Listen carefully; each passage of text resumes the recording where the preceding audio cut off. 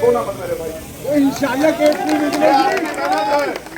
ये आपकी मेहनत है जो आपने इतने दिनों तक, आपको 10 साल हो गए उत्तर प्रदेश देश भर में जुल्म कहते हुए भारतीय जनता पार्टी, और यहाँ पे 7 साल से लगातार जो जुल्म किसानों पे, कमजोरों पे, नौजवानों पे, महिलाओं पे, दलितों, पिछड़ों, मुसलमानों पे, आदिवासियों पे, जैन, बौद्ध, सिख, ईसाई तमाम जातीय धर्मों के लोगों पे जिस तरह का डंडे से सरकार चलाई जा रही है, ये भी हम देख रहे हैं। लेकिन मैं आपसे फिर कह रहा हूँ और गारंटी लेके कह रहा हूँ, ये मोदी जी की गारंटी नहीं है,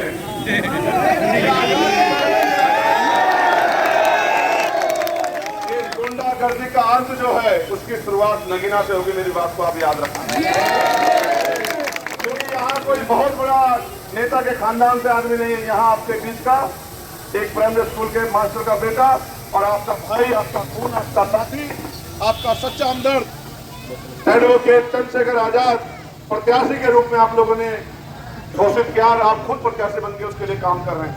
मैं आपके प्यार का स्वागत करता हूं, लेकिन आपसे कहना चाहता हूं, आज इतनी बड़ी संख्या में जमा हुए हो, अगर सच में चाहते हो बदलाव तो अपने दिल में ये बात पक्की कर लो कि हमें 19 तारीख को जब तक हमारा एक एक वोट केतली के निशान पर नहीं पड़ेगा, जब तक हम एक एक आदमी 100 वोट की व्यवस्था केतली के निशान पर नहीं कर देंगे, तब तक हम चैन से नहीं बैठेंगे।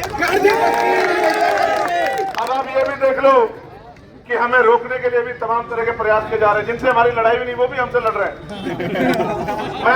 मैं तो कुछ नहीं कहता, उनके कर्म उनके खुद के सामने आएंगे, क्योंकि वो जानते हैं जिस तरह की डरा के राजनीति वो कर रहे हैं, उस राजनीति का भी अंत जो है उत्तर प्रदेश में होने वाला, वो भी एक नई इतिहास की शुरुआत होने वाली है। क्योंकि ये लोकतंत्र है, इसमें जिनका वोट होगा उन्हीं का राज होगा, और जिनका राज होगा उन पे कोई जुर्म जाति नहीं कर पाएगा। अब हमें डरना नहीं है, अब हमें डट के काम करना है। और मैं आपको वचन देके कहता हूँ, सूरज पूरब की जगह पश्चिम से निकल सकता है, मेरी बात को याद रखना, लेकिन मेरा वचन अटल है, आने वाला समय आपका है, चंद्रशेखर आजाद ढाल बन के आपकी रक्षा करेगा। मेरी बात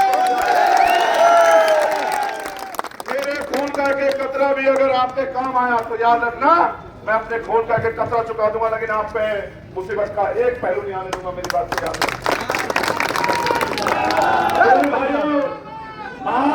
आज आपने ये साबित कर दिया कि लोकतंत्र, ये व्यवस्था, ये इतना बड़ा चमत्कार है कि जो आपको अपने आप को राजा महाराजा समझते थे, वो भी आपकी गलियों में आके आपके पैर पकड़ते हैं, आपको भाई, चाचा, ताऊ बताते हैं, आपसे अपने सरों पे हाथ रखवाते हैं, आपसे दुआ प्रार्थना करवाते हैं।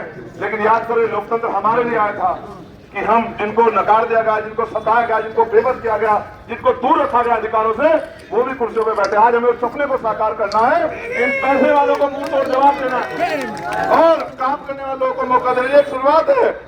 इस शुरुआत के बाद जिस दिन 4 जून को रिजल्ट आएगा, मैं आपको लिख के देता हूँ, एक ऐतिहासिक परिवर्तन भारतीय राजनीति में होगा। मेरी बात को याद रखना। जिस कमजोरों, किसानों, नौजवानों, दलितों, पिछड़ों, मुसलमानों की एकता के लिए, वंचितों की एकता के लिए हम लोग लंबे समय से इंतजार कर रहे थे, कोई आए उसको एकता करे। मैं आपको विश्वास दिलाता हूँ, वो एकता भी बनेगी और उनकी बात भी आगे बढ़ेगी, उनकी इज्जत और सम्मान की जिंदगी मजबूत होगी।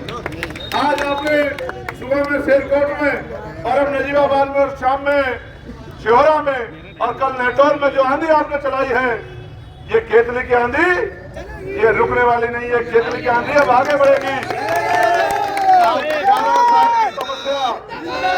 आपकी 11 साल की तपस्या कामयाबी की तरफ बढ़ रही है। बस अगले 4-5 दिन मेरे बहादुर योद्धा, ये सोने के नहीं, ये बिल्कुल सोने के नहीं है।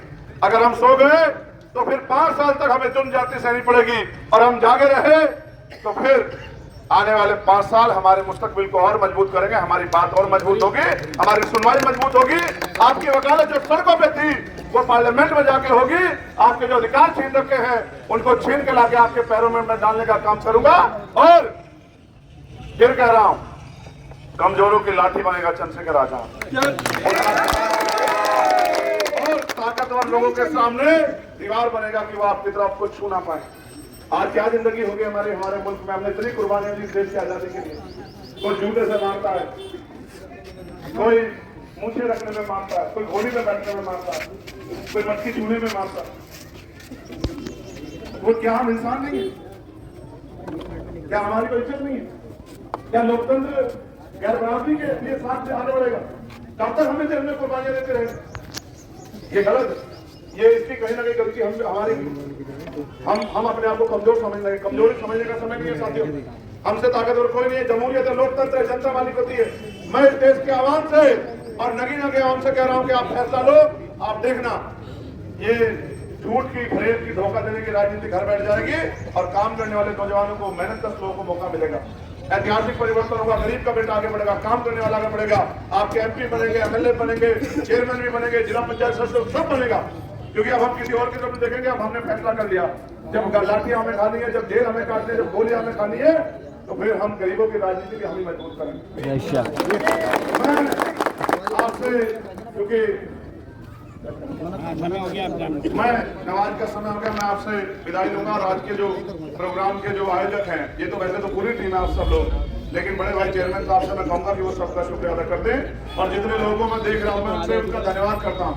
यहाँ जो इस पे है, ये सब तमाम हमारे साथी भाई चेयरमैन साहब मंसूरी जी, खुर्शीद मंसूरी जी, चालू वाले चेयरमैन सजाद भाई और साकिर भाई और हमारे प्रधान जी और हमारे भीम आर्मी के एक नौजवान साथी, हमारे जिला अध्यक्ष और तमाम साथी, टिंकू भाई, विवेक भाई, हमारे आजाद समाज पार्टी के अध्यक्ष, तमाम साथी और जो भी साथी यहाँ मेहनत कर रहे हैं, उन सबका धन्यवाद करता हूँ। हमारी पार्टी के राष्ट्रीय कमेटी के लोग, भीम आर्मी के राष्ट्रीय कमेटी के लोग, आपकी मेहनत खराब नहीं जाएगी, याद रखना। कितनी साजिशें कर लो, मैं फिर कह रहा हूँ, वो जो लोग तो मेहनत नहीं करते, जो साजिशें करते हैं, उनको चैलेंज करता हूँ, कितनी साजिशें कर लो, इस बार आजाद रुकने वाला नहीं है।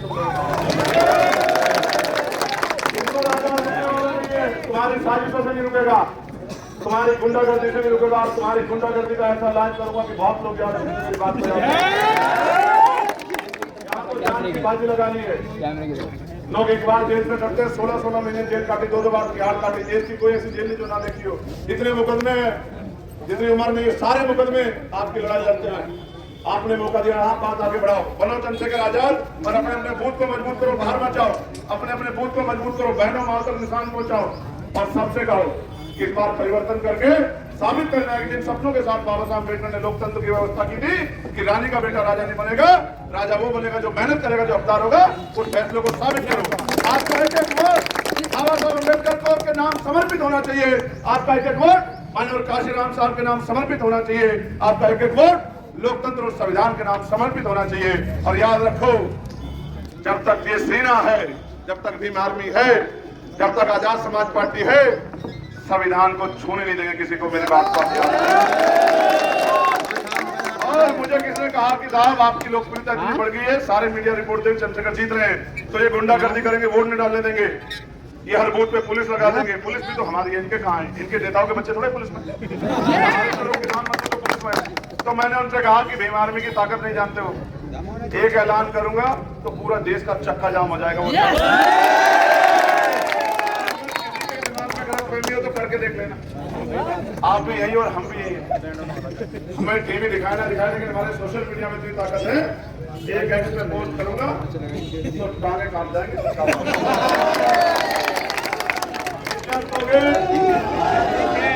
इज्जत दोगे, इज्जत मुफ्त मिलेगी। घमंड करोगे तो रास्ता बदलना पड़ेगा। बहुत धन्यवाद। जय भीम, जय संविधान। और फिर कह रहा हूँ, आपने 22 में सारी वोट देकर देख लिया था, कोई विकल्प नहीं है, एक ही विकल्प है जिसके साथ आज चंद्रशेखर खड़ा है। ये मजलूमों की एकता इस देश में इनकलाब लाएगी। आज नगीना में, आने वाले कल में उत्तर प्रदेश में, और देश की कुर्सी पे बताओ, हम तो मोदी जी से कितनी भी छीन लाए,